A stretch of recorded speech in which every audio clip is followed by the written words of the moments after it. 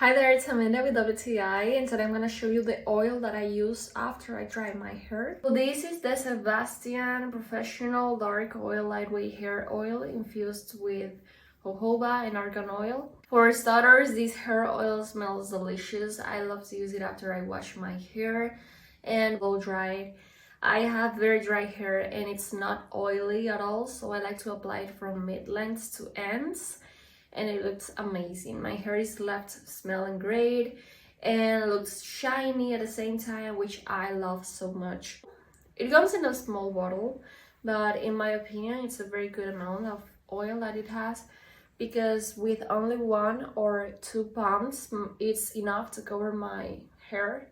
So if you're looking for a hair oil that gives shine to your hair and smells good, I highly recommend this one.